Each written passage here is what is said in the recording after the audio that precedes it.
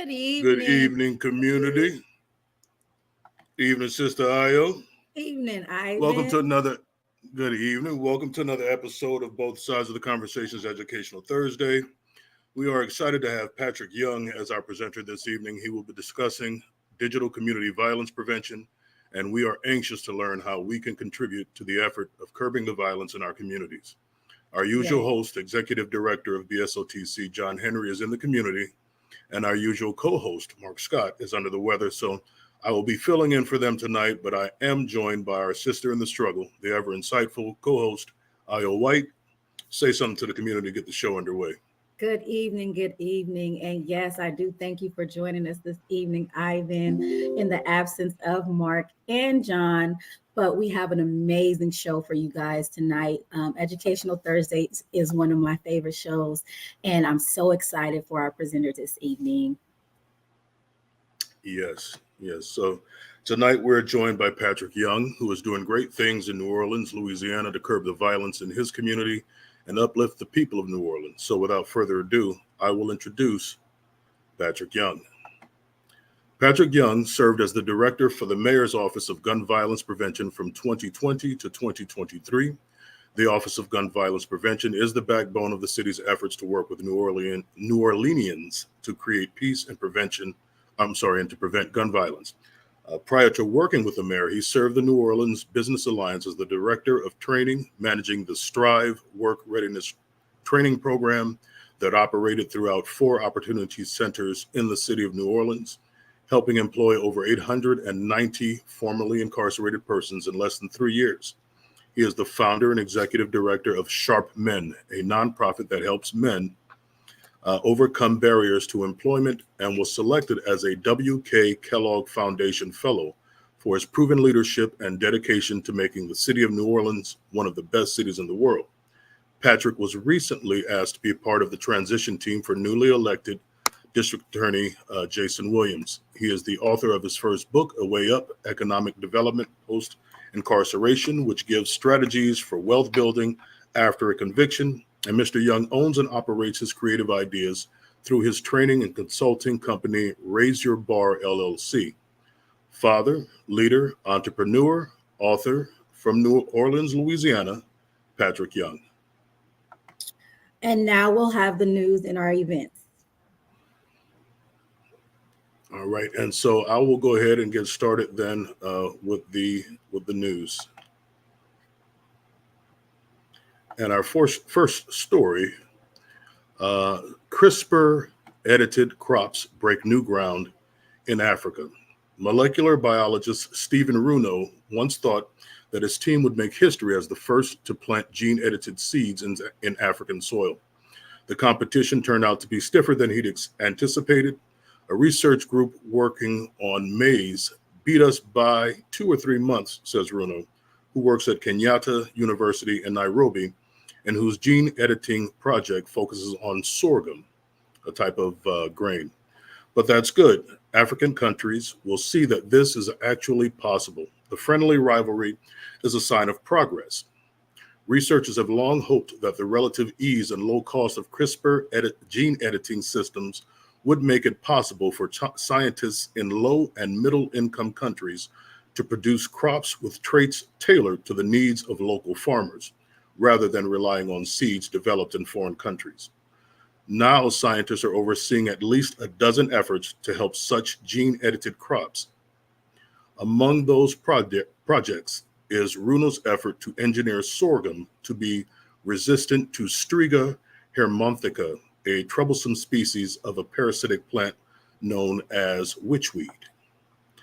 Next, we have Florida drops university's sociology requirement, saying it's too, quote unquote, woke. Sociology is out as a core course at Florida's colleges and universities. The State University System Board of Governors on Wednesday removed the subject as part of the slate of introductory courses university students must take to graduate, ignoring objections by several experts in the field. They replaced the requirement with a U.S. history pre-1877 course that officials said will cover quote unquote factual history rather than quote unquote exploratory content.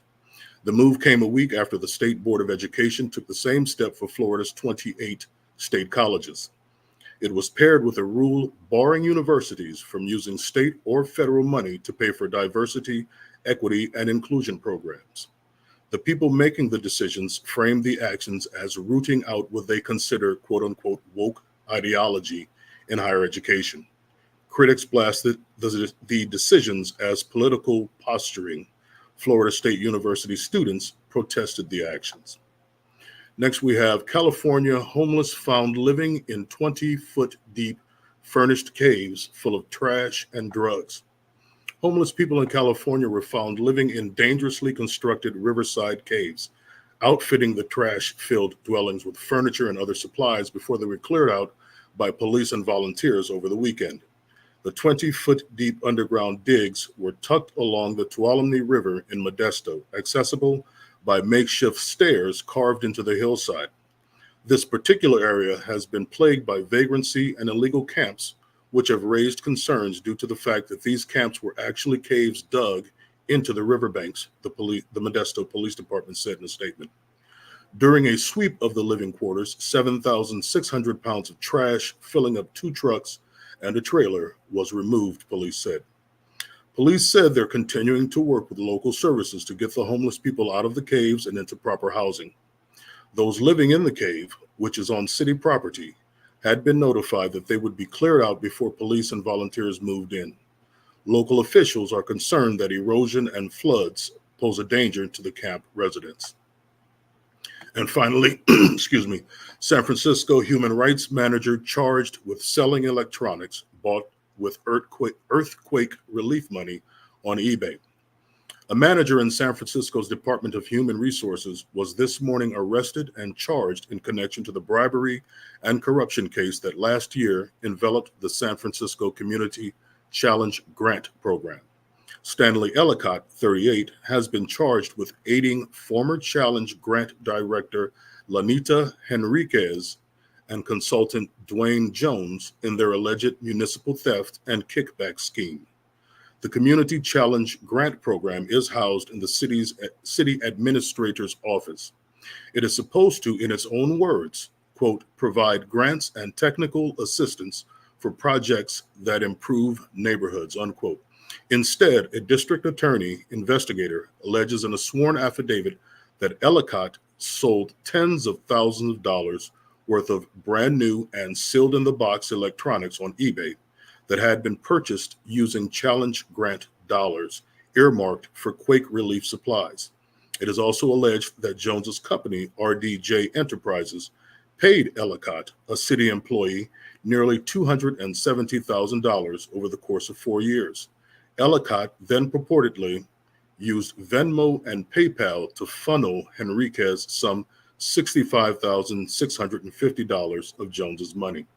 And that will do it for the news. Man, oh man, that news just doesn't seem to be getting better. But we have some amazing events for you guys this evening. Build your future with the APRI Construction Training Program and gain an OSHA 10 certification and immediate job support. January, APRI construction training dates are January 22nd through the 26th.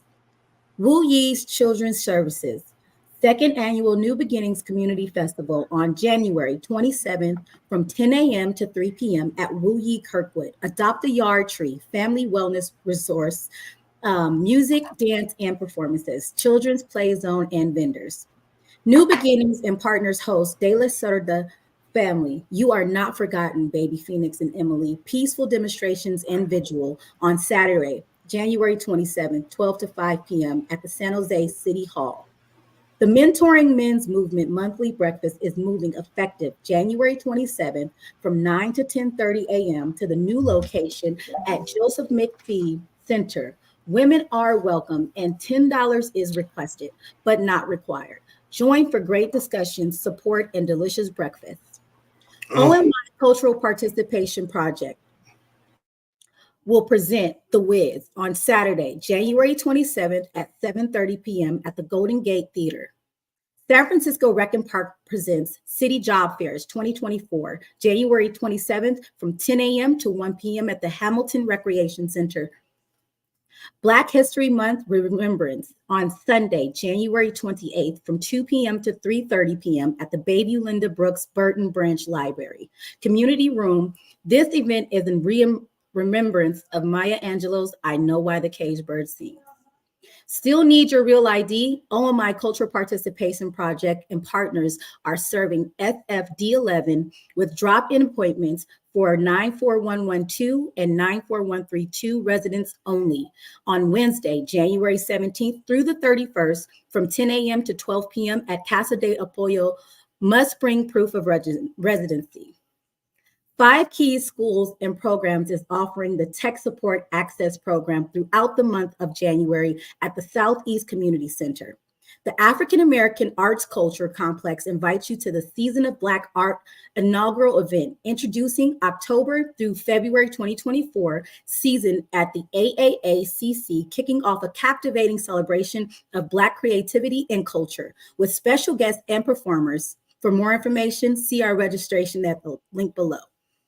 Dreaming Forward, Black to San Francisco is a day-long conference that is open to the public and will celebrate DKI's accomplishments and look ahead to future successes on Thursday, February 1st from 10 a.m. to 5 p.m. at the War Memorial Veterans Building. The African American Cultural Heritage Action Fund is accepting grant applications. The deadline for submission is February 1st. Black to San Francisco, an evening celebration will be held on Friday, February 2nd from 5 to 8 p.m. at City Hall, North Light Court. All are welcome as we gather in honor of HBCU alumni and Divine Nine members. Read, baby, read. Learn, baby, learn. The SFHRC and partners invite the community to a day of reading, learning, and fun on February 3rd from 12 to 2 p.m. at the Fillmore Heritage Center. All are welcome. Come out to the 14th annual Bayview Black History Month and Lunar New Year celebration on Saturday, February 3rd, 11 a.m. to 2:30 p.m. at the Bayview YMCA. There will be cultural performances, toy giveaways, games, raffles, food, and community resource information. Into Action presents Equity Keys Series, a housing resource fair on Saturday, February 3rd from 11:30 a.m. to 2:30 p.m. at the Geneva Powerhouse. San Francisco Rec and Park presents City Job Fairs 2024, February 3rd from 10 to 1 p.m. at the County Fair Building. SFOEWD will host a community virtual budget discussion on Tuesday, February 6th from 5:30 to 7:30 p.m. to discuss the Economic Development Program and resources. Please RSVP for this event. Black Star Rising Freedom Academy is accepting registration for SFUSD 8th grade students only for Saturday STEM and Culturally Relevant Engineering Concepts program on Saturdays, February 17th through April the 20th from 10 a.m. to 12 noon at SFUSD's iLab. Deadline to register is February 7th. Save the date. SF Water Power Sewer, SECC, and the SFOEWD invite you to celebrate Black History Month with us, February 8th from 6 to 9 p.m. at the Southeast Community Center. SF Brown Bombers host the 2023 Awards Banquet to celebrate 24 years of excellence on Friday, February 9th from 6 to 8 p.m. at the St. Mary's Cathedral. 2023 rostered participants and 2 parents may attend for free, $10 for additional guests. Save the date for Quiche Cares, 3rd annual Give Back on February 10th from 11 a.m. to 3 p.m. at the Ruth Williams Opera House. Register to provide resources and or volunteer. SFHRC and Partners presents Drum Beats, Heartbeats, Communities as One 2024 with Seti X, Kippy Marks, and Lion Dance Me and Dunya Dance, drum on Tuesday, February 13th, 5 to 8 p.m. at the San Francisco Public Library. African American Achievement and Leadership Initiative hosts the annual Board of Education's presentation. On February 13th at 6:30 p.m., the presentation will center the experiences of Black students, their families, and Black educators in San Francisco Unified School District. Arrival by 6 p.m. is suggested, and in-person public comment is greatly needed and appreciated.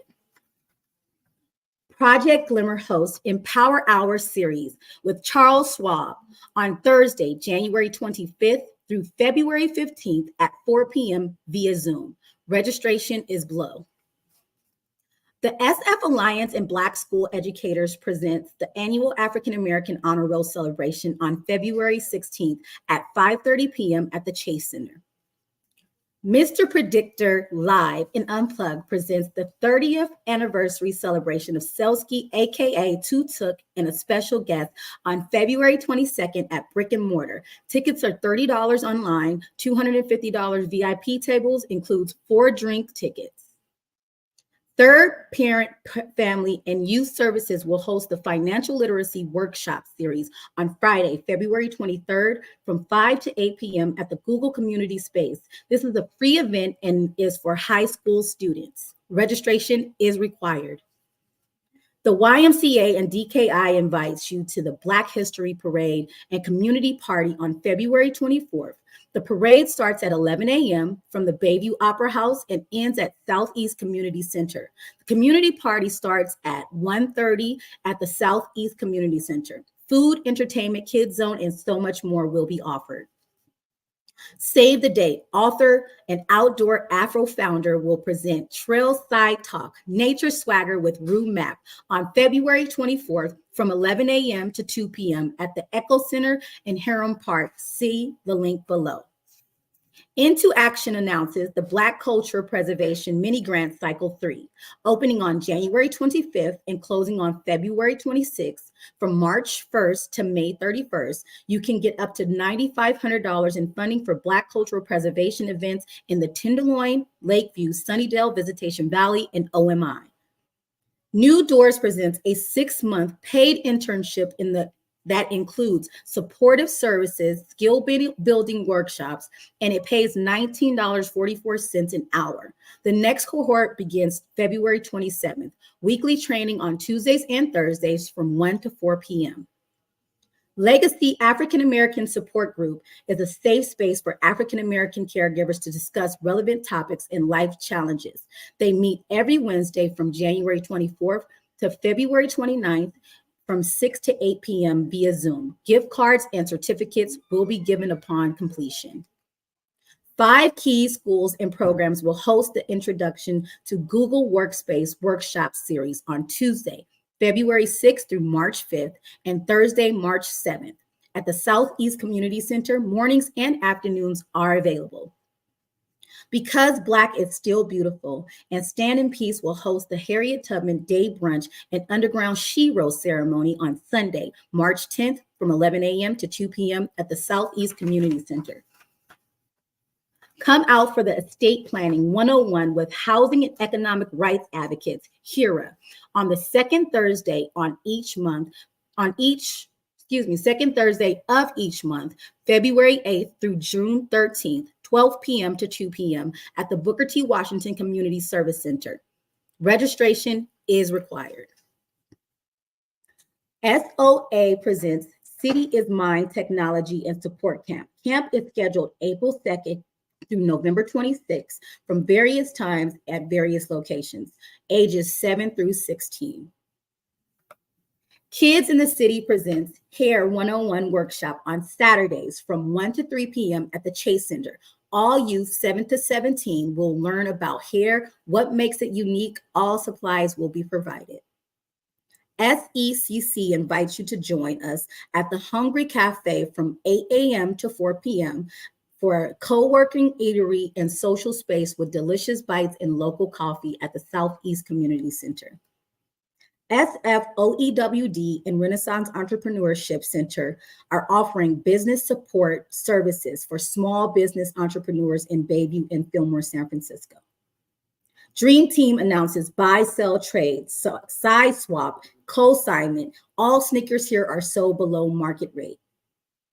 Minding Our Own Black Business initiative powered by BWOPA Tile honors outstanding Black women entrepreneurs who embody the spirit of cooperative economics. Nominate your favorite Black woman-owned business.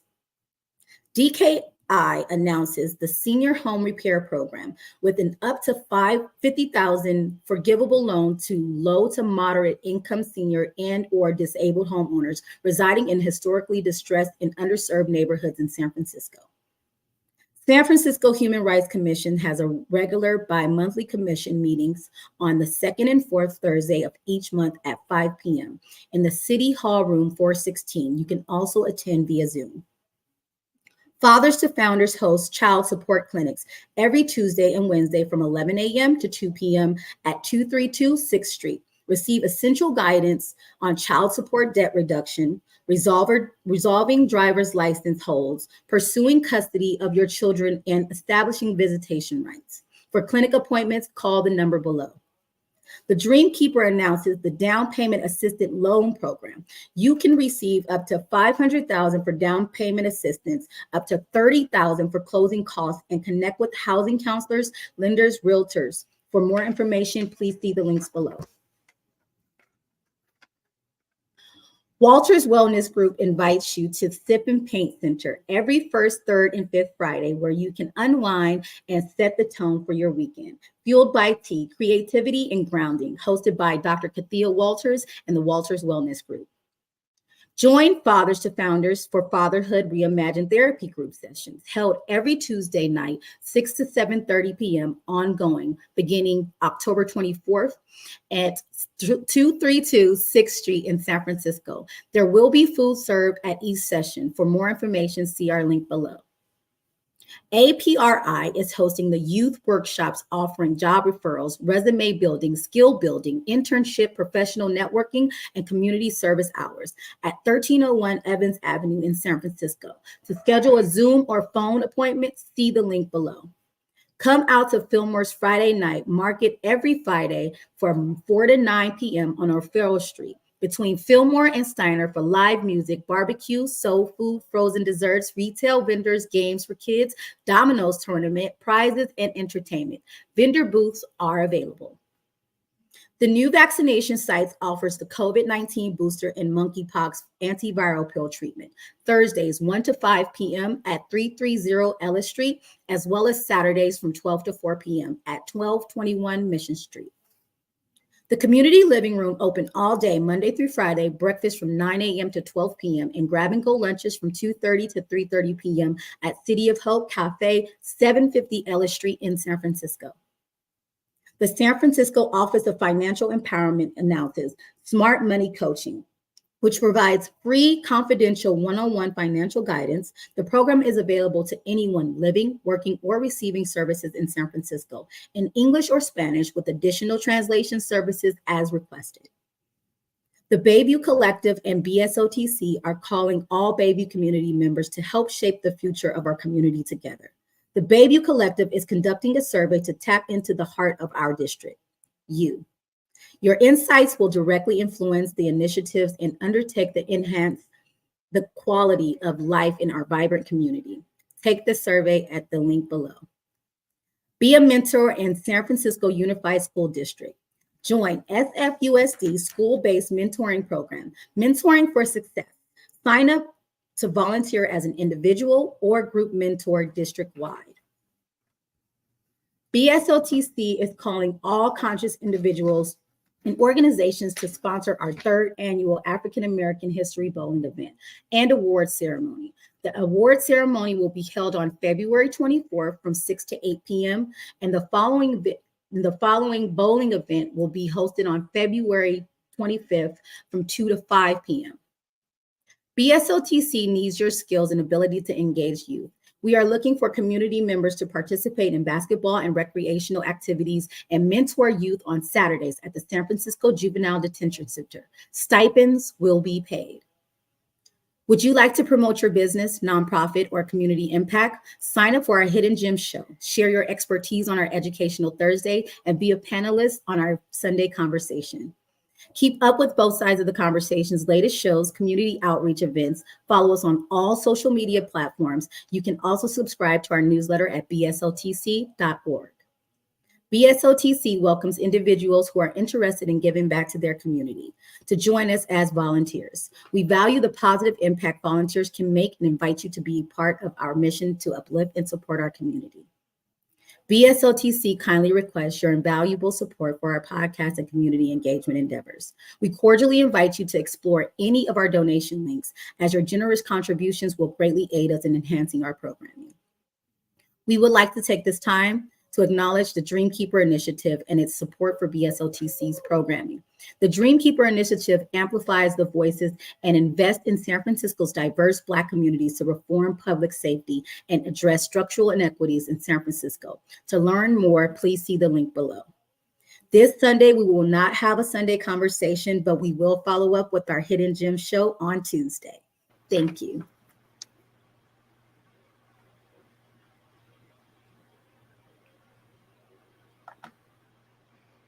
All right. Wonderful job, Io, with the community events. And just a side note to the community, you'll have to forgive me for jumping the gun on introducing our presenter. As you can see, I'm unpolished, which is why our co-host and co-host, our host rather, and co-hosts are invaluable. That said, given you are already familiar with our guest, Mr. Patrick Young, we will now welcome him to the show, joining us from the Big Easy.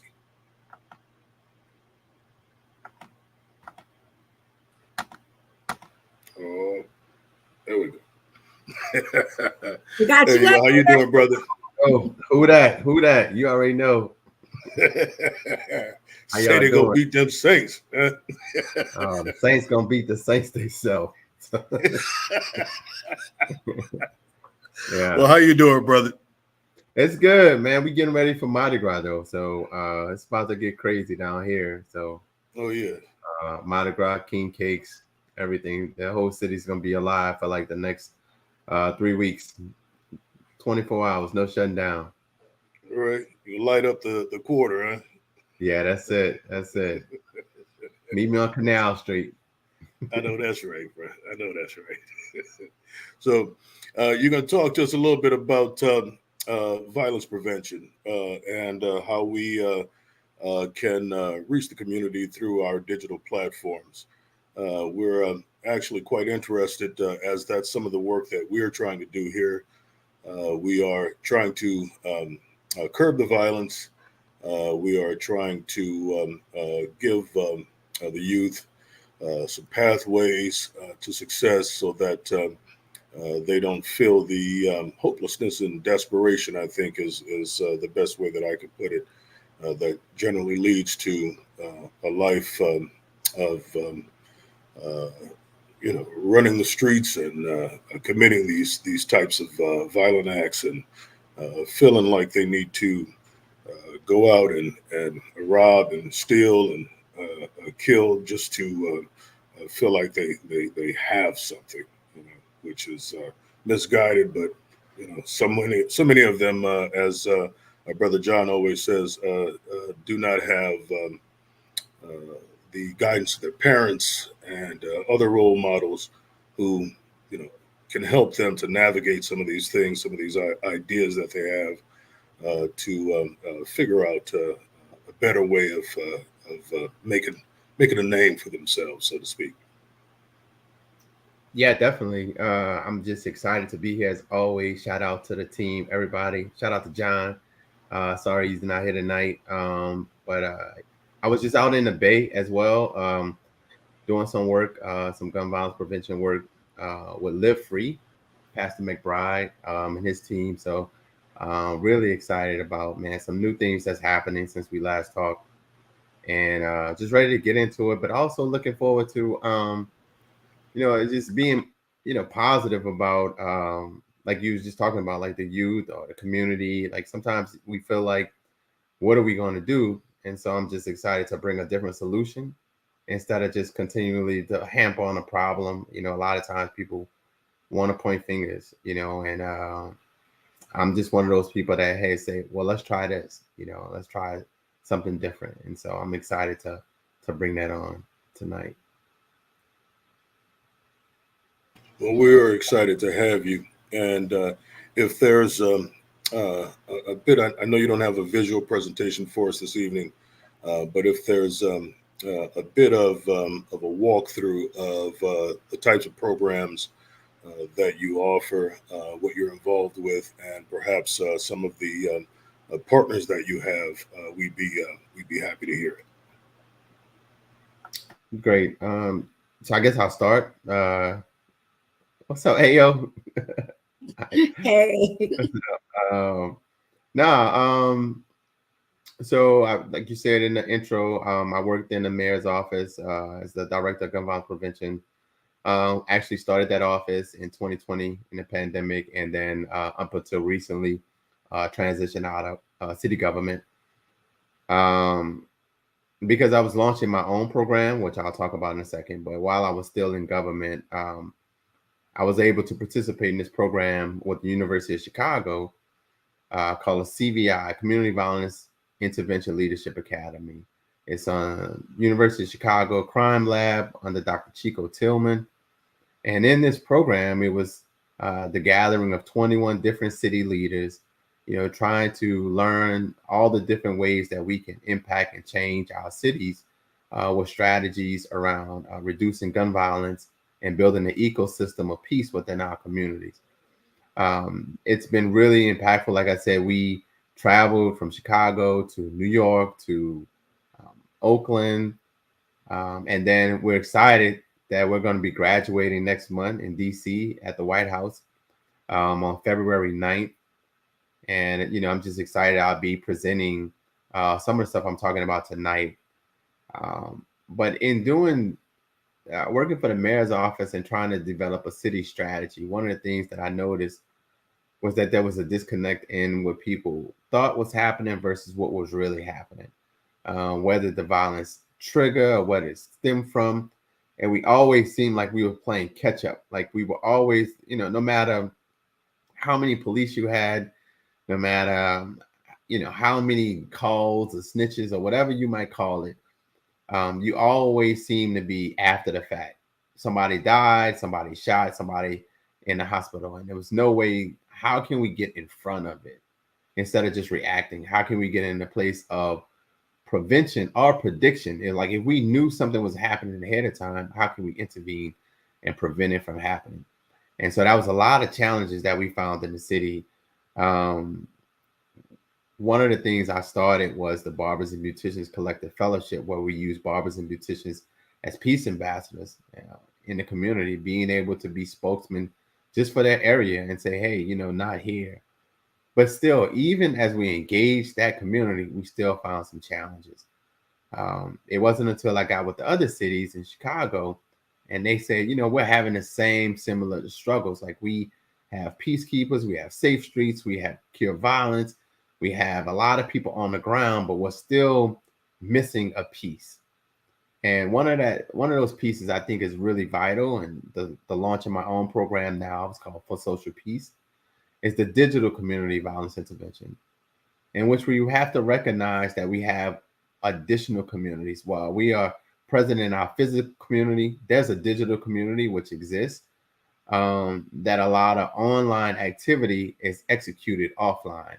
The cyberbullying, the cyber attacks, the cyber beefs, it's all relevant because we are a cyber world. We are connected more than ever. We're on our devices in a way like never been in time before. Whether it's social media, whether it's through gaming, streaming, YouTube services, whether it's just listening to your favorite podcast. And then even that, we're educating and elevating ourselves into metaverses where we're creating our own worlds, our own communities, buying property, selling it in digital spaces, and on could it be virtual? They have VR, both sides of the conversations held in a different metaverse where people can see the avatar of you guys. Like it's not beyond the stretch, but it's something that we know it's coming. And if we know that it's coming and we're on the cusp of it, then we need to be in space to intervene when violence happens online so it doesn't execute offline. And so that's the premise of my new business venture called For Social Peace, in which we try to identify, intervene, and work in the digital space where we do digital community violence intervention in digital platforms and metaverse platforms. I'm really excited about it because we know it's needed. Recently, there was a viral video of Soldier Boy and him and his friend Blueface that was going back and forth. Soldier Boy decides to tell Blueface on live, let's just die. Let's just meet up. Let's just get some guns and shoot it out and die. And why this is so problematic is because he has over 7 million followers. This is on a live stream. And you're promoting just your death. And it's as if it has no regard. And I'm glad that it didn't happen. But how much influence did it have on other people who say, you know what, let's meet up and die. And those are the kind of things, because there was no Breakfast Club interview. There was no breaking news. There was no Joe Budden saying, you know what, let me get these guys together. Let's intervene. Let's stop it. Everybody was just watching because they want to see the show, as if celebrating Black death is entertaining. And so, like somebody needed to intervene in that situation and even pause that, stop that. Even the platform itself, how does this continue to stream on your service without any interruption? And so that's kind of really what my passion is right now, because again, my son is 10. He loves his VR headsets. He loves Roblox and Minecraft and what's this other one? One of these games that he always needs V-Bucks for or something. But it's just like, I want to make sure that my kid is safe, your kids are safe, and that the stuff that we're seeing, like when videos go viral in schools, there's a fight it doesn't stop there. Just because it's posted and it show the fight, kids pull out their phone. If someone feels embarrassed, then that's going to linger. And if you don't have the social emotional intellect to identify, interrupt, and mediate that conflict, it's just going to keep pushing. And then something tragic is going to happen. There's already links to social media violence and mass shootings. If you look at the shooting in Uvalde, Texas, at the school, it was on Facebook prior to it executing offline. In Buffalo, New York, the mass shooting that happened in the supermarket, it was talked about on a Twitch platform before it was executed. And so people want the attention. There's no reason to do these things if you can't get the infamy of the act. And so the way to polarize the act is to go on some type of media device and let the world know, hey, I'm about to go off. And so we can catch that. And if we can predict it, we can prevent it. And we have to be in space to do it. And so I'm glad to be one of the first in the country to be in the space to do digital community violence intervention. Hopefully we can expand it throughout the world. But for right now, I'm just excited about it because I get to talk about this at the White House and on the 9th, and just really explain, like, it's so needed. It's bigger than social media. Many times when we talk about digital community violence, people immediately just say social media, Instagram, or Facebook, TikTok. But digital platforms, multiple digital communities. It's not just media. Again, you have gaming, streaming, YouTube streaming, Discord, multiple platforms where people are interacting constantly. And again, just as good as you can celebrate people, there's some bad things. The number of dating apps where there's domestic violence that's taking place, rapes, murders, kills, where people were supposed to meet up for a date and it turned violent. Where is the interaction? Where is the people intervening in those spaces to say, hey, we support people who've been victims of digital violence. People who have been exposed when they're a disagreement and someone wants to post pictures or post videos, and where is the recourse of somebody intervening and say, hey, you've been a victim of digital violence, we can support you if you need to move, if you need to help taking these stuff down. So I'm just excited that God has blessed me with this opportunity, this idea, and just really being able to execute it. And hopefully we can uplift and support our communities out of this era of self-destruction into self-empowerment. That's so amazing. With your work with the Community Violence Intervention Leadership Academy, it sounds like it's giving you a little bit of hands-on experience to spearhead for social peace. And for social peace, I know this is your own, your baby, your nest. How will people be able to access it, and what would that look like? Would it be like a secret format of, for lack of a better word, informants, and giving people the space to privately raise the red flags or raise the flags to say, hey, I see these precursors. This person is on here saying these rants, we might want to interject. So what is that going to look like once you launch the program? It's a great question. So right now, if you watch any movie, any TV, if there's a suicide, you're going to see, listen, if you're dealing with suicide, call this number 1-800. If there is a domestic violence event, they're going to have a contact information. So our goal is to be anywhere you see any type of social media violence that's flagged or tagged, just like during COVID. If you said the word COVID, there was an algorithm that popped up, hey, for more information. We want to be that intense. All right, we're going to have a hotline. We're going to have an anonymous social media platform where you can just DM and be in contact on your platforms. We're going to be advertising constantly on these games. We want to be on Grand Theft Auto to Fortnite. When your kids are playing, right now, if you go to Las Vegas and you're in the casino, there's going to be a sign, hey, if you have a gambling addiction, call this number.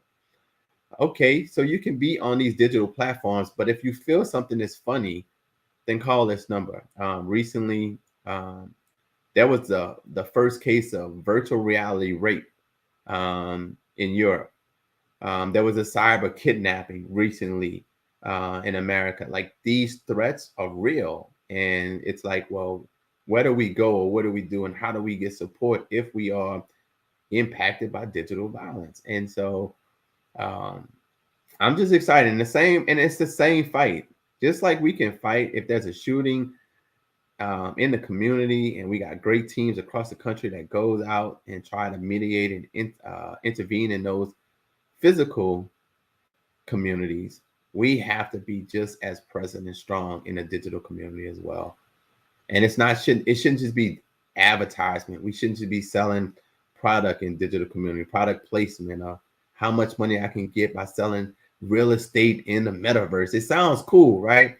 Until somebody dies. So all I want to do is just keep the peace for social peace.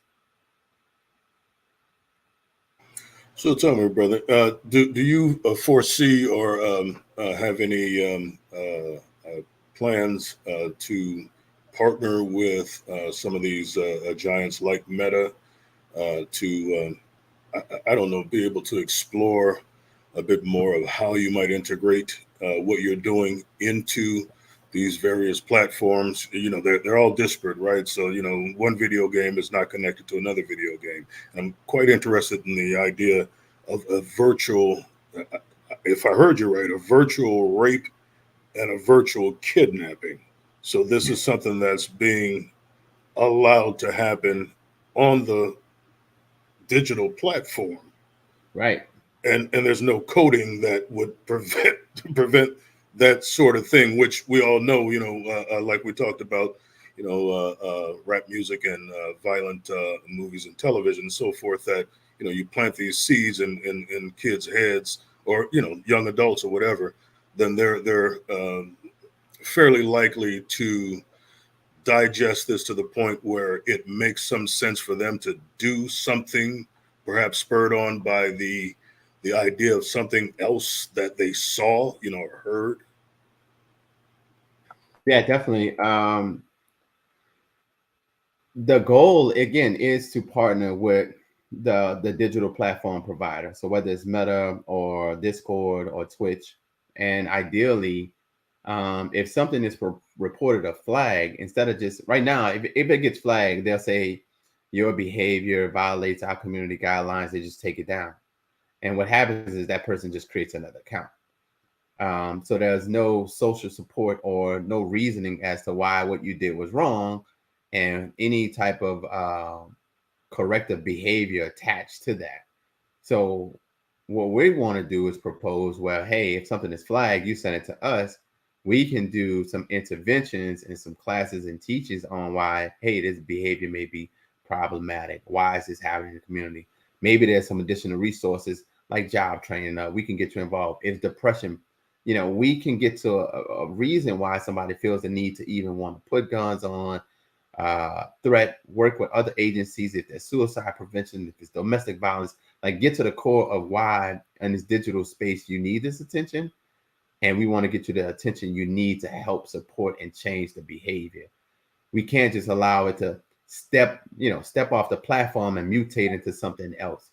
And if we want a classic example, we have the insurrection, January 6th. That was really promoted through media, through social media, through Twitter.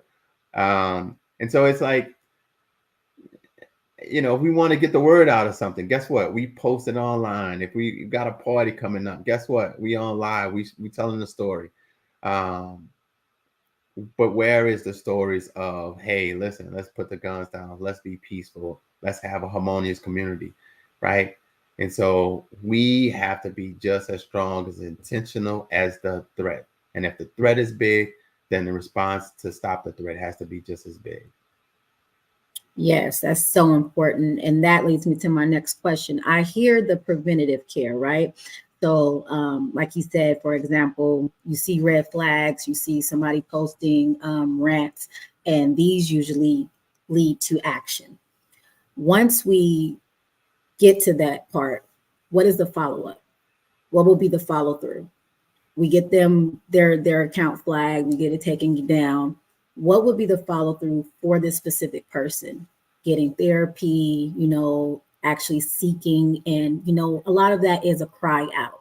So what would be the follow-up care for them? Well, again, it follows the same policy as if it's a real community.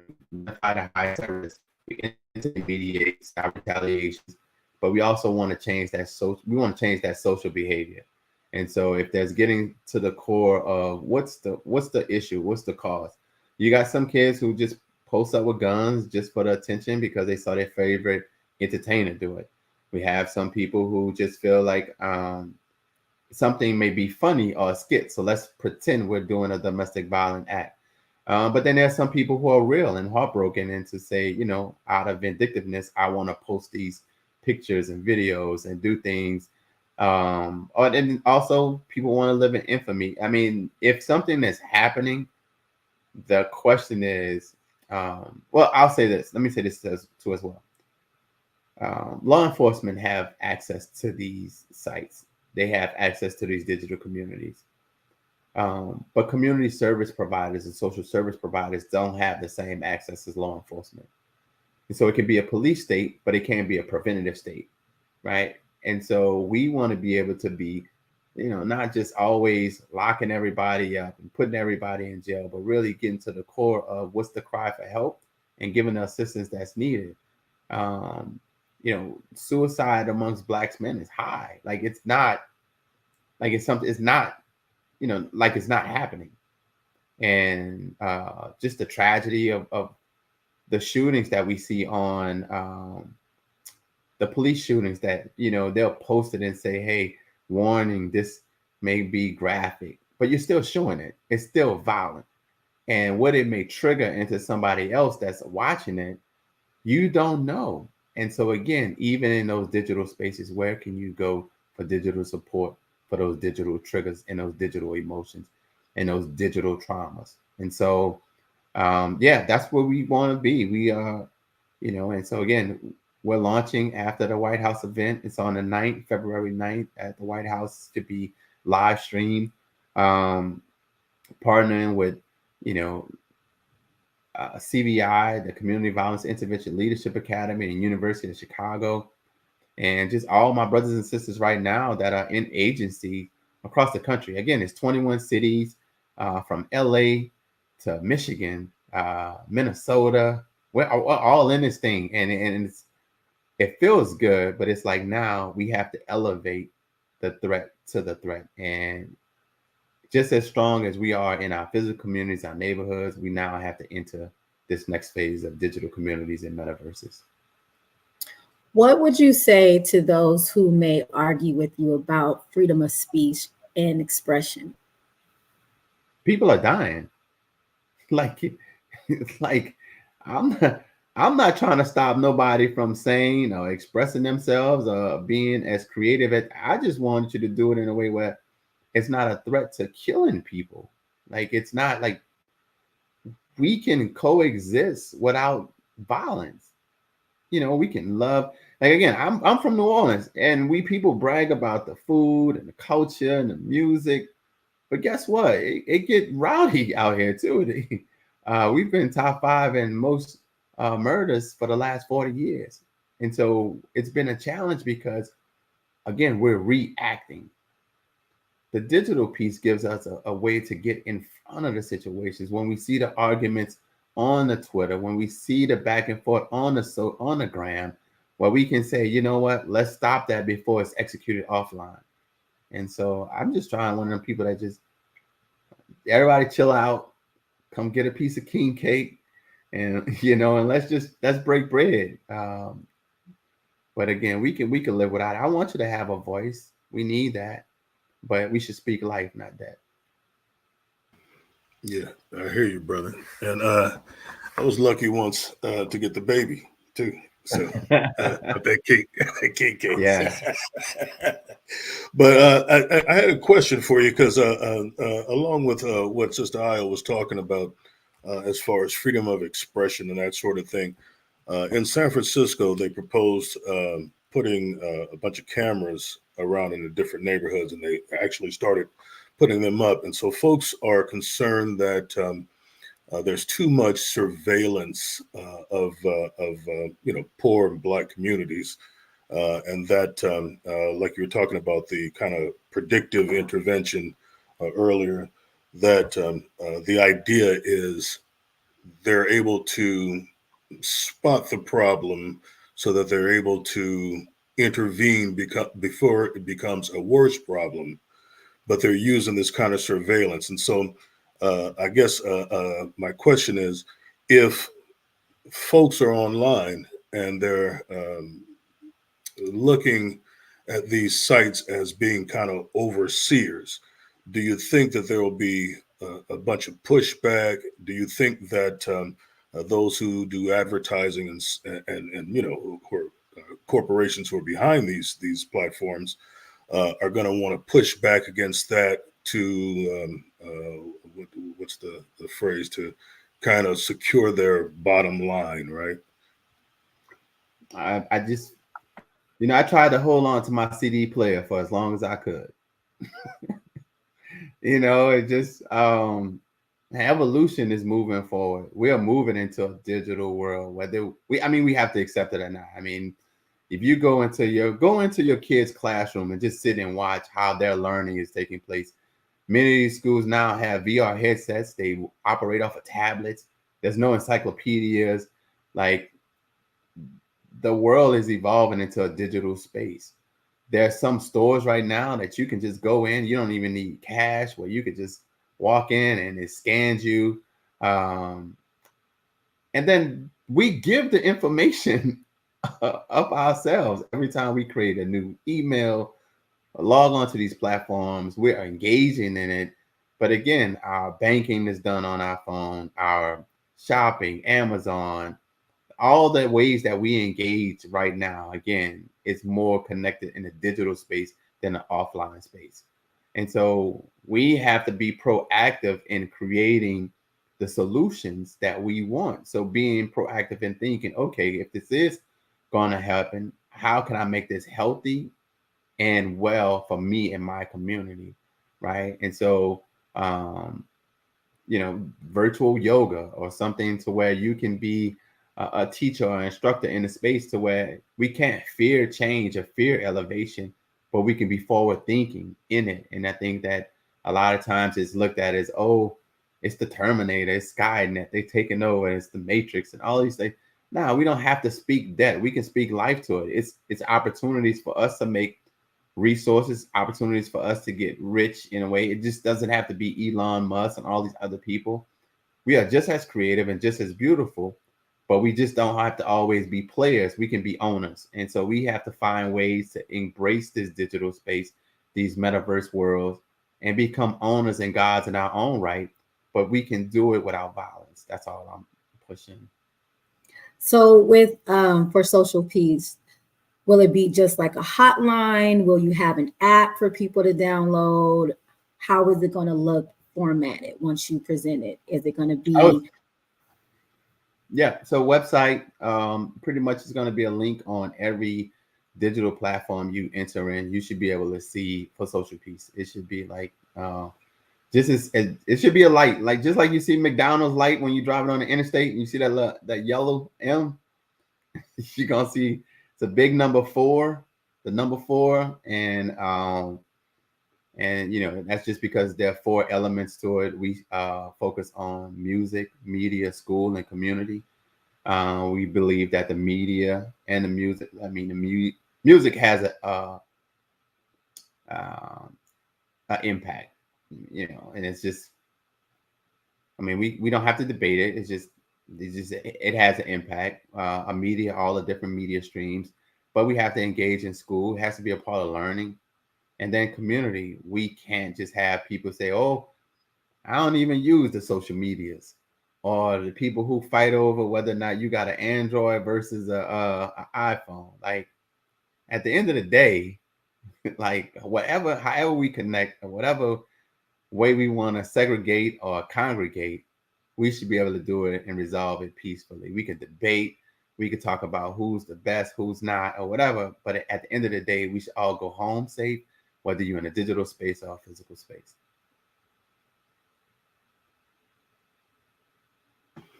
So I guess my next question, and so you sort of answered the question. What I was kind of looking for is, how are you being received with regard to trying to put some checks and balances on the digital world that we live in, so that we can prevent the violence? Do you have folks like encouraging you, or are they saying, like this is never going to work because nobody wants somebody kind of policing them, for lack of a better term? I really don't see it as policing. I feel like it's actually the opposite. When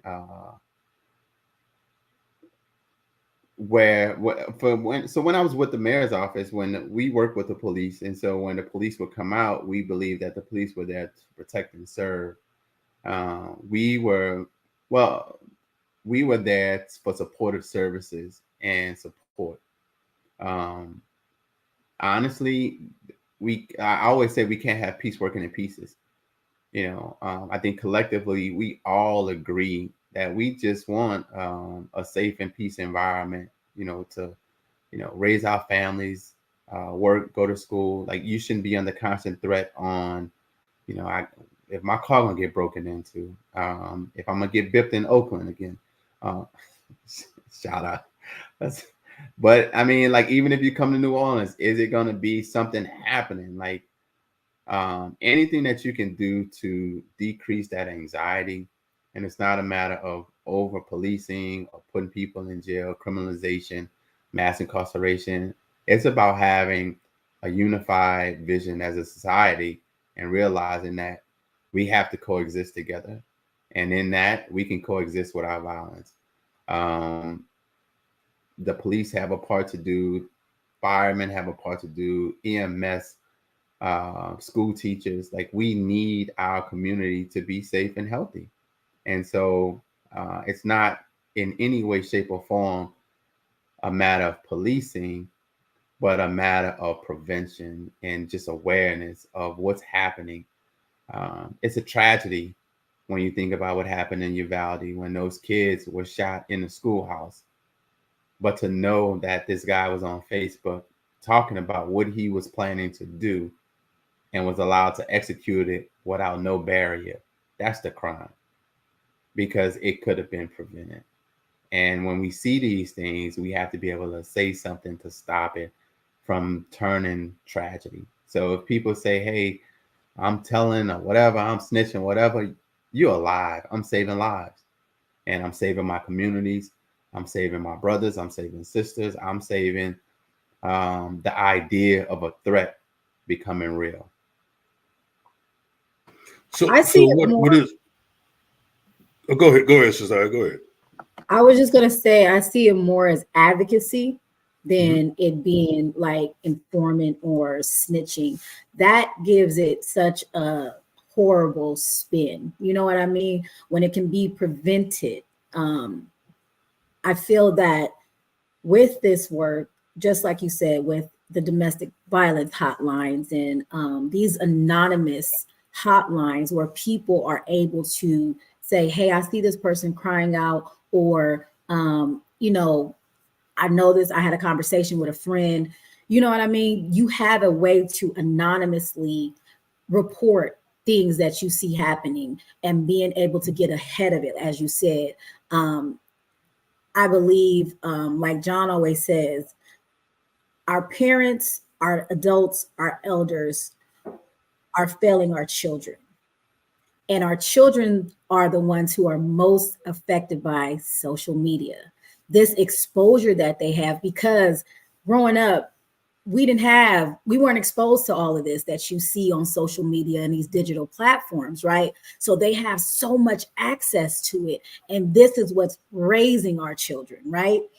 Stick them in front of a tablet, stick them in front of a computer, video game, whatever it is, their heads are down so much that this is what's teaching and growing and maturing our children.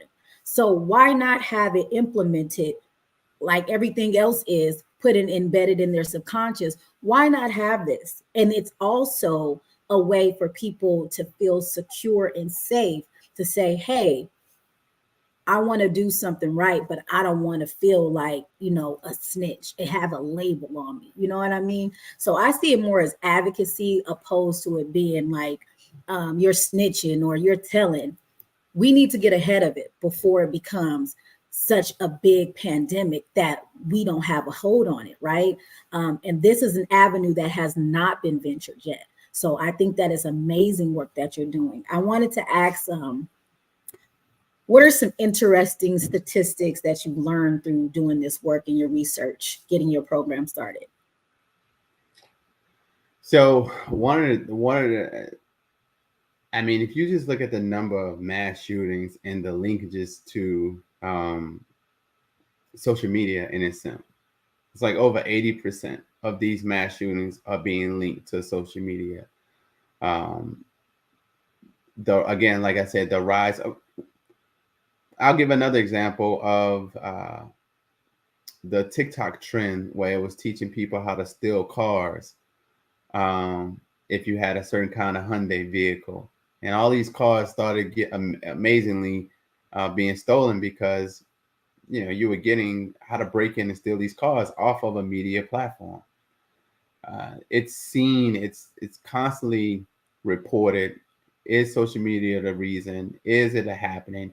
And we know it. It's just that, well, what are we going to do about it? And so it's not just the physical statistics, because that's really what I want to study, though, is because we see it. But again, until you have the data aligned to it and you have the program and the funding to really do an extensive search. But it's been linked, it's been talked about, it's been pointed and say, hey, there is something here. But now this is the first program that's really going to say, you know, we're going to take it head on.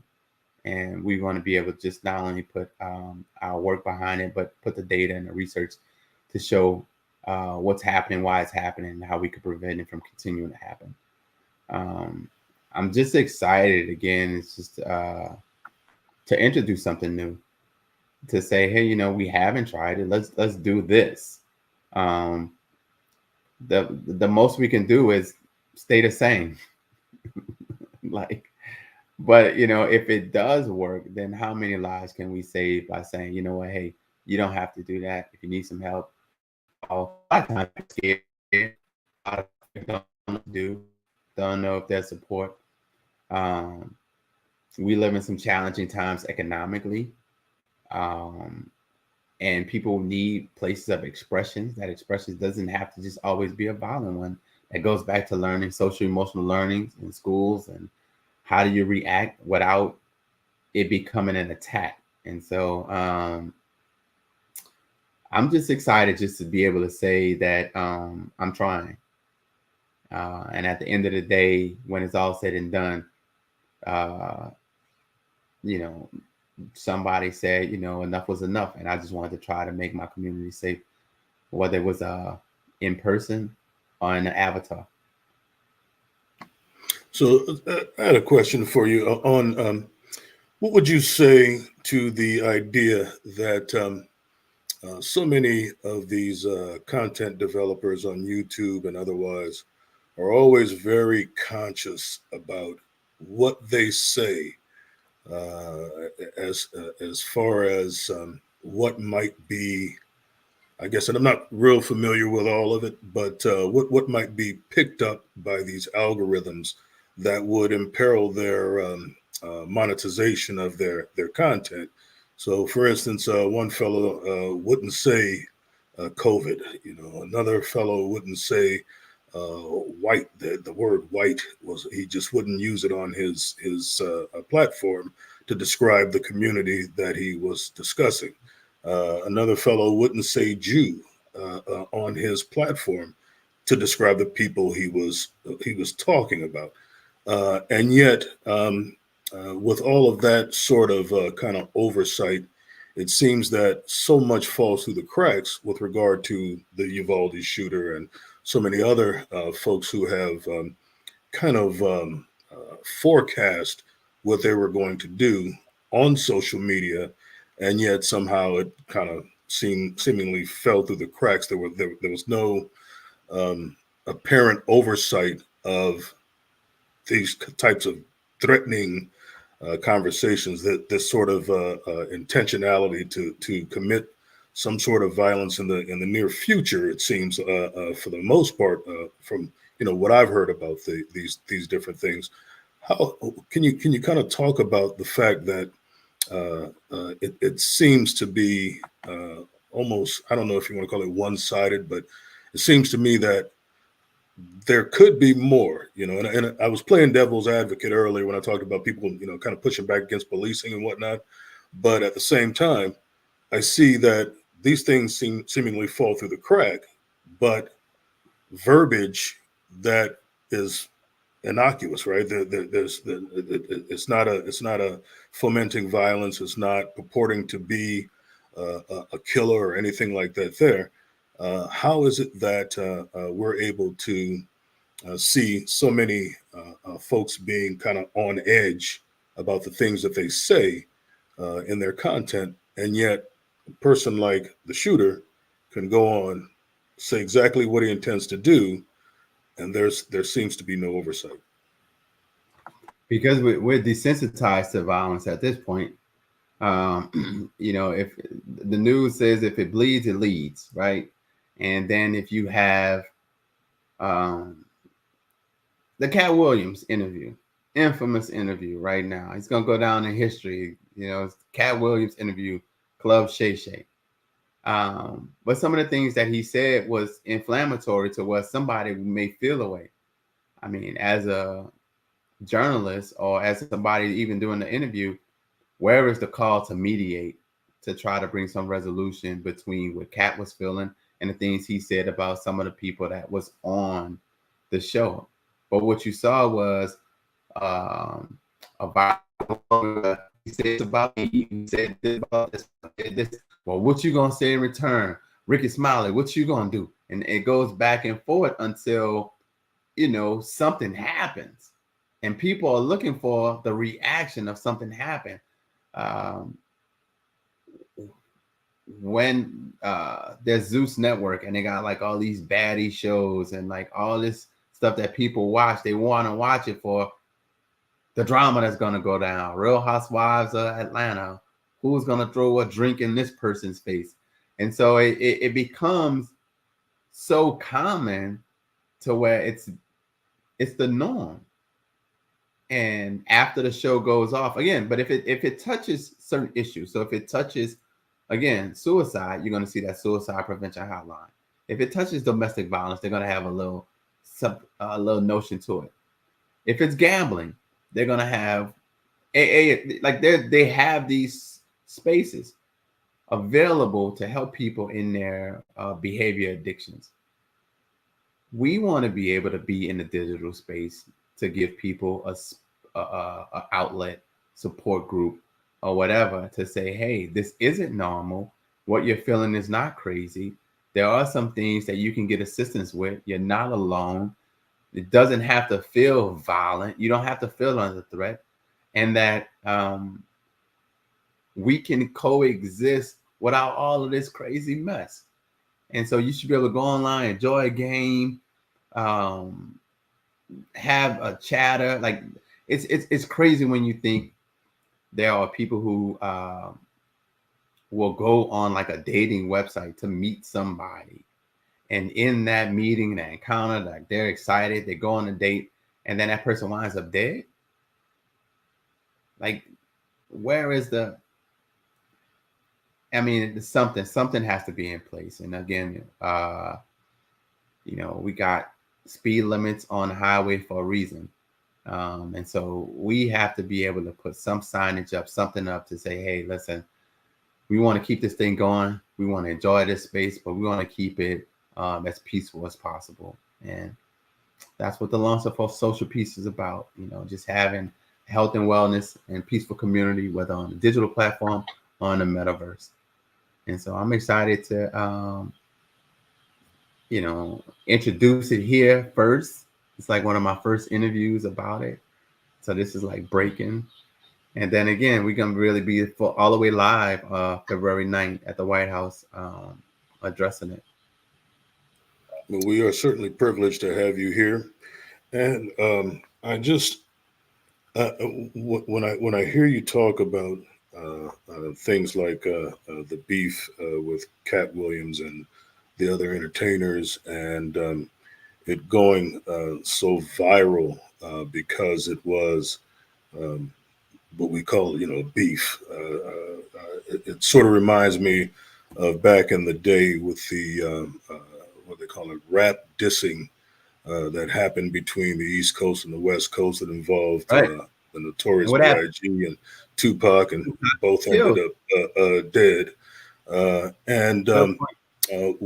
What we can do to kind of moderate our tones so that we can express ourselves about something that we don't agree with, or something we have whatever problem we have with it, without taking it to what the old folks used to say was the extreme. Taking it to the extreme. In every case, everything is a cause to blow up, right? Everything is a cause to completely lose your cool and to act out, not just verbally but physically, to act out. And what is it that you think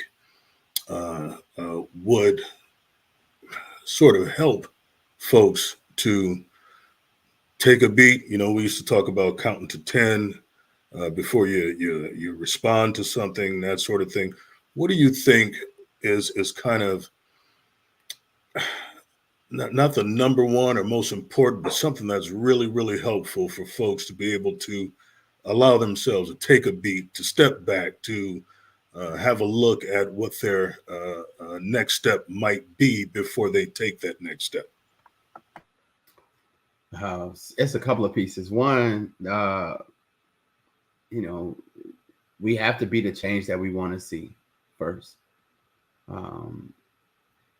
when I watched the Cat Williams thing, what I was waiting to see was, well, what maybe like an Eddie Murphy or some OG comedian, let's have a sit down and let's bring the community together and figure out how we can heal as a community, instead of just this person said this one, phase on. And then after that meeting, there was another comedian, Country Wayne. He went to talking about it, and it's like now you go on Club Shay Shay just to talk about people, right? And then 21 Savage, now he's talking about his ops and who he got shot and all this type of stuff.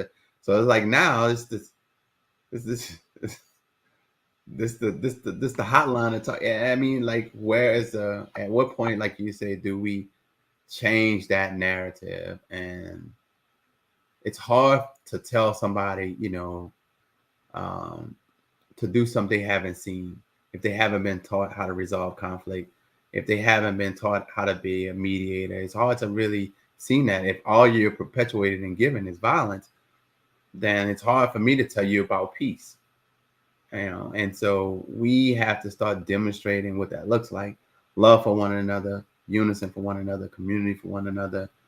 And in that way, and whether it's on Club Shay Shay, BSOTC, whether it's in schools, teachers, Blueface and Soldier Boy, whatever, we have to be able to demonstrate what it looks like to resolve conflict peacefully. And right now, it's just like when I see you on site, you my ops.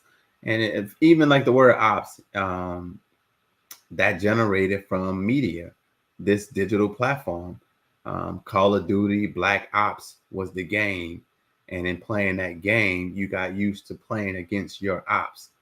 That was then adopted by the music and popularized through different songs. And so now it's not the enemies, because again, when I was growing up, you didn't say no ops. But again, the evolution of it through these digital platforms have offline real world consequences. And so one, we have to embrace it as a real thing, acknowledge it, and not just saying, oh, that's just the TV. Oh, that's just fake. Oh, that's just a video game. No, it's not. Because this activity and this behavior have real world consequences. And so then how do we intervene and engage? We have to just start being a part of it. We can't fear technology. We have to be forward thinking with technology. And if we can update and upgrade our devices, we have to upgrade and update ourselves as well. You can't have an iPhone 22 with an iPhone 4 mind. Like, it's not going to work. And so we have to be able, in a mental process of what we're trying to do, be just as forward thinking, and then also we have to act. And acting is when we see stuff, we can't just like and share and comment and laugh it off or share it as a meme, but also act in a way where this can get bad. And before it gets bad, we have to put it out. And so that's what we're trying to do, is to stop it before it spreads. Violence is a disease. And we believe that it spreads, and just as fast as COVID spreads through contact, violence spreads through contact. And we need to stop it. So using our platforms as tackling fuel in a positive way, right? And also not entertaining it. You don't have to entertain it. You don't have to follow those pages, right? The less we entertain it and interact with it, it loses its power, right? If you're not getting the likes, you're not getting the shares, you're not getting all of that, you're going to have another avenue, right? And if we start to generate more positive feeds, then that's going to make all of that negative die out. And giving our children this is, I feel, very important at this time, because our youth are being impacted in a way, like you said, music, culturally, it's just poisoning us, right? Like, we don't have the values and the integrity that we used to have because of the exposure to social media and these digital platforms. So giving us back just that little bit, morals and values, the integrity of what it means to be, especially in our communities, you know what I mean? This is going to be global. This is going to be bigger than just New Orleans. This is going to be bigger than just California. It's going to be global. So for us to be able to have that impact on all the ethnicities, because there's a Ray Ray, a Pookie, a Lil Dewan in every different ethnicity, just looks a little different. So how do we collectively stop encouraging and engaging in those negative streams and start to regenerate and put in the positive? So having this, I'm sorry, go ahead. No, so there's proof that it worked before. So in the, I'm gonna say late 90s, early 2000s, there was a campaign called The Truth. The Truth campaign was an anti-tobacco smoking campaign in which you would see all these commercials, all these advertisements around the truth around tobacco smoke and how it impacted the youth. And like they would do like these die-ins, these extreme videos, and you would see it, and it was everywhere you went, on a bus, on a plane, everything was the truth, the truth, the truth, the truth. And what was funny was that Big Tobacco was responsible for paying for it. And so part of their revenue had to be geared towards prevention of youth smoking. Let us go right now, 2024. If you go to high school, ain't nobody got a pack of Cools in their pocket. They don't have no Camels. It's like it worked in a way to where the reduction of smoking amongst you had drastically decreased. Right now, the vapes or whatever, there's something new. But as far as like the tobacco smoke, like some cool filter Kings and some Camels and all that, that's not happening. And nobody's rolling no buglers and they're like no, like it's not, And so we have to get into the same type of campaign to where people know, like, nah, you can't do that here. And if we can get some of, like you said, those platform providers to back it, then we can really make sure that, like, nah, it's not happening in our community, whether it's a digital community or physical community. We don't support it. We don't support violence. And then if you need help, we have a way for you to get the social support that you need to not be violent as well. So would you say that it would become incumbent upon our celebrities in whatever industry to be a little bit more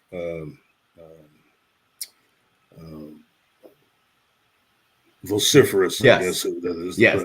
about preventing the violence, about stopping so much of the content that we have, just as you described, with some of these video games, some of our rap music. Everybody watches television, right? In the movie theaters, we see the big box office numbers come in for the most extreme movies where people are shooting folks and karate chopping each other and blowing buildings up and so on and so forth. So those things are the bread and butter of the celebrity community, right?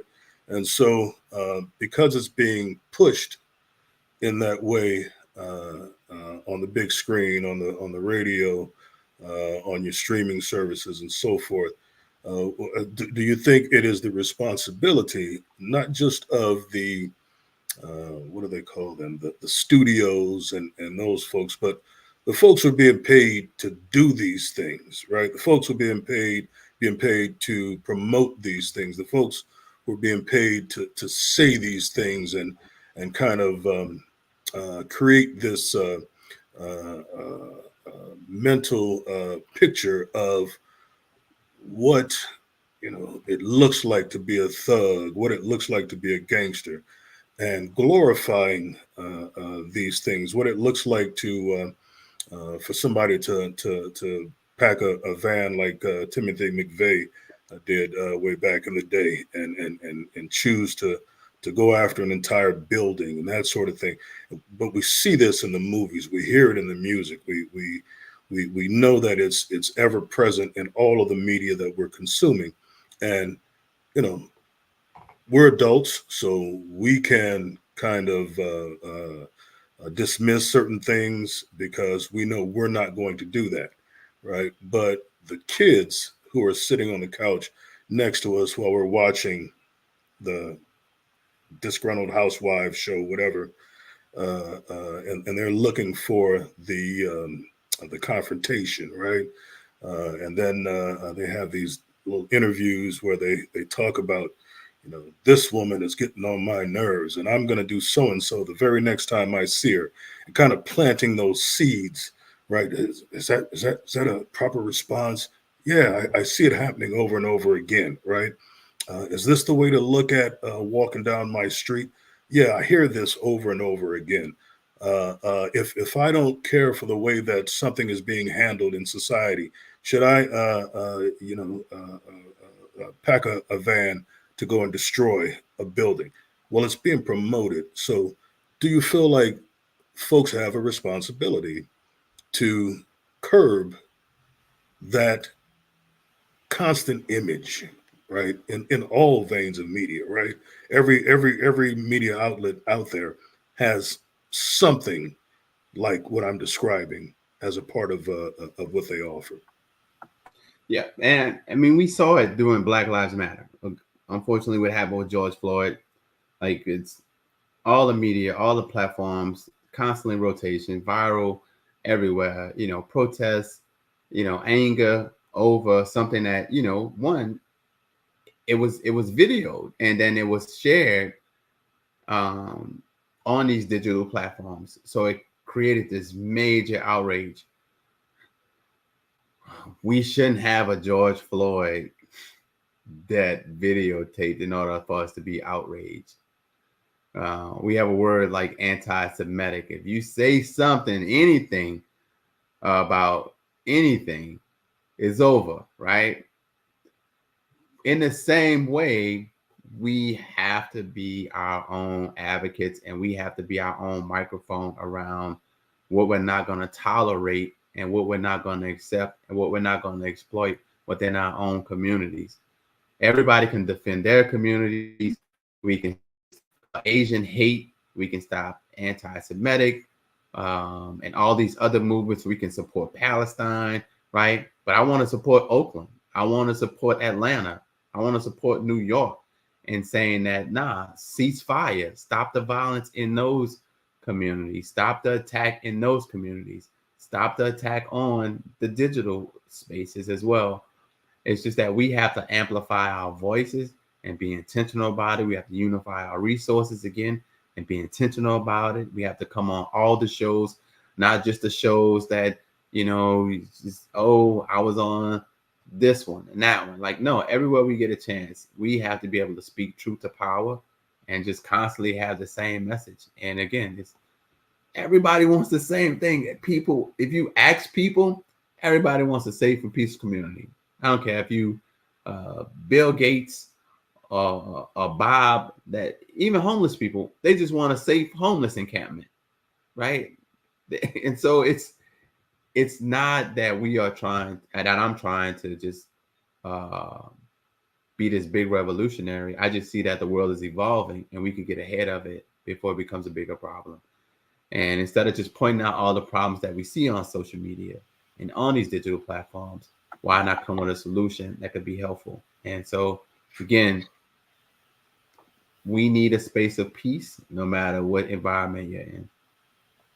But what would you say is the responsibility, though, of these? Oh, the responsibility for these. I mean, I think it's because these kids are listening to these folks, right? They're watching these shows, right? They're listening to the music.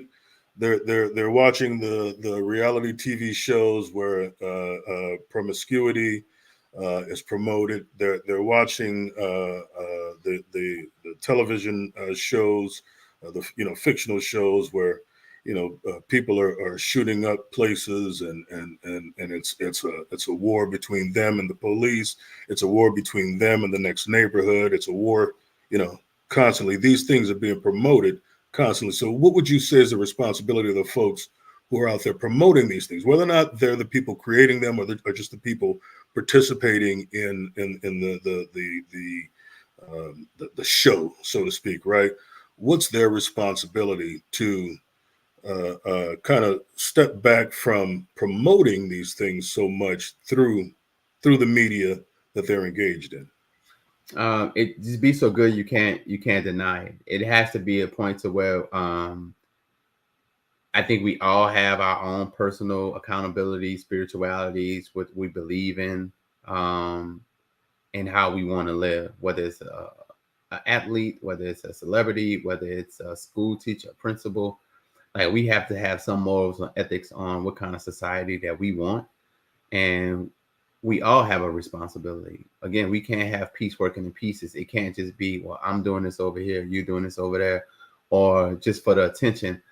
I don't want people involved in it if it's just like, oh, it's going to boost my brand.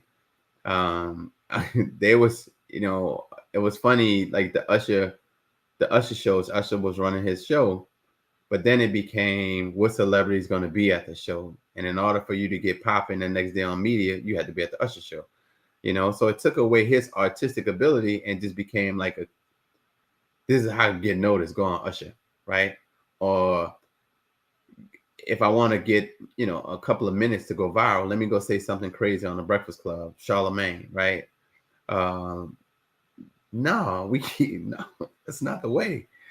Ja Morant, great basketball player, right? Why haven't we had like a peace conversation with him? Why we haven't seen a digital story with him walking in the communities, working in the communities around talking to young men about reducing gun violence? Like, we can do it. It's not, are we really intentional about doing the things that we know needs to be done though? But again, I'm going to engage as many people as I can. I'm pretty sure some people will get online. I like the work that Meek is doing with Reform. I like, they got some brothers, even the guy I work with in Atlanta in our CVI program. He works with the Migos and their team. Even in New Orleans, there's some stuff that Lil Wayne and Rob 49 that they do. But again, it has to be a unified voice, unified vision.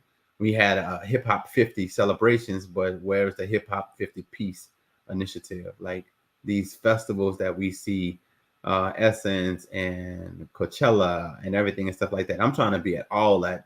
Every time you're gonna get tired of seeing that little 4 around, but it's needed, and I hope to just come back in like a year, just so we can follow up and see how far we've come back and how far we've moved, and just make it happen.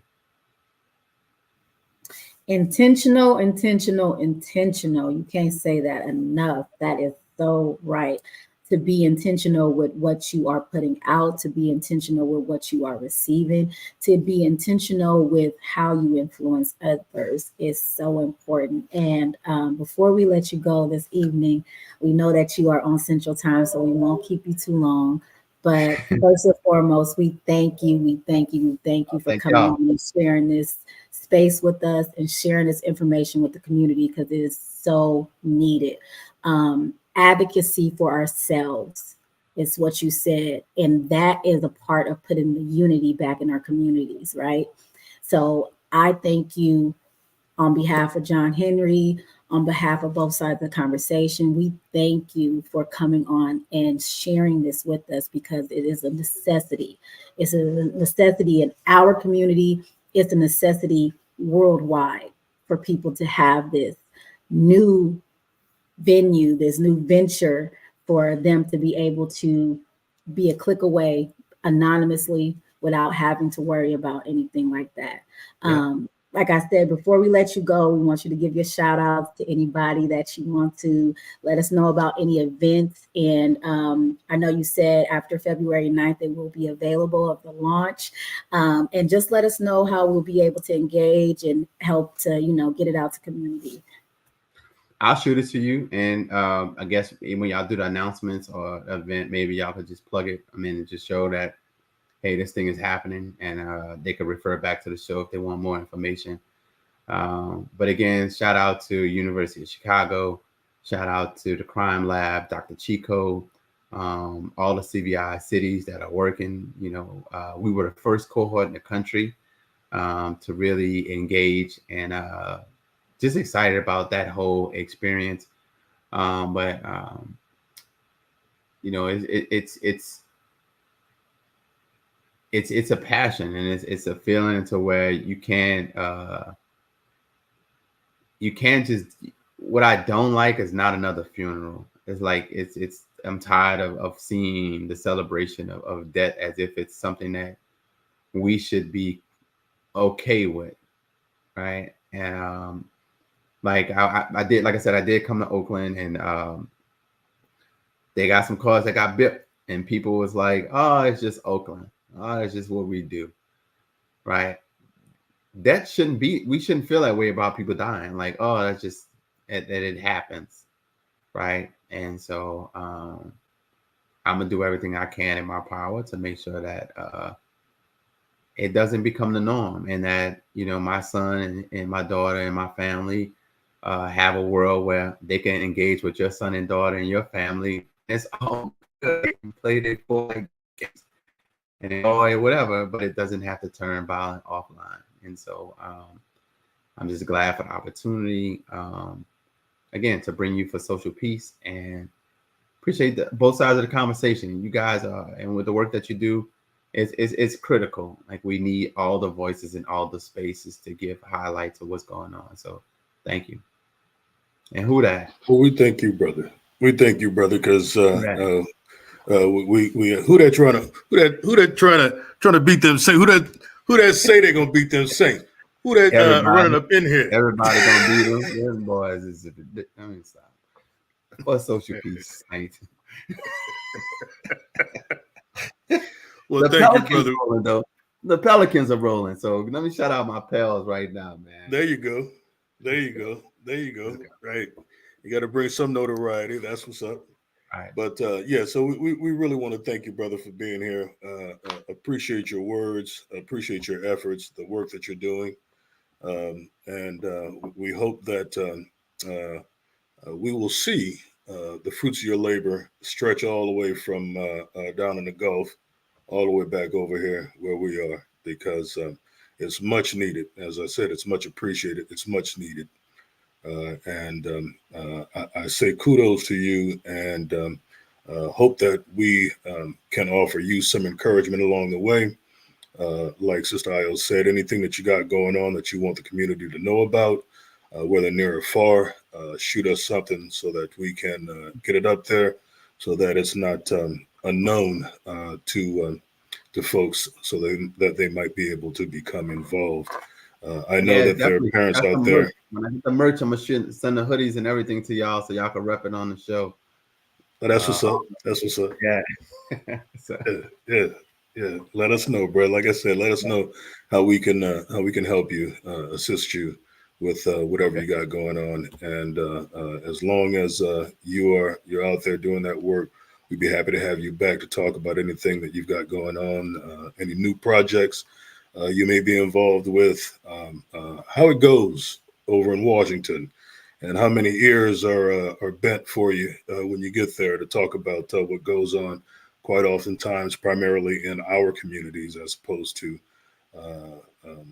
some of the tragedies that we have seen that seem to be a bit more widespread these days. But we appreciate you, brother, and we hope to have you back so that you can talk about the strides you're making in the work that you're doing. All the time. Y'all have a good night. You too, brother. Thank you. Appreciate it. All right, folks. Well, we have been enlightened by Brother Patrick and encouraged by the work he is doing to curb the violence in his community and provide us with some insights and tools to do the same in all of our diverse communities. We thank him for coming on our program to share with us. We hope that you have been inspired by tonight's presenter to carry the torch forward and seek to make a difference in your community, to seek out partners in and around your community, to further the cause of saving our lives and giving the next generation a pathway to success. So with that, I'll say, Sister Io, give the people some closing thoughts. This is a necessity.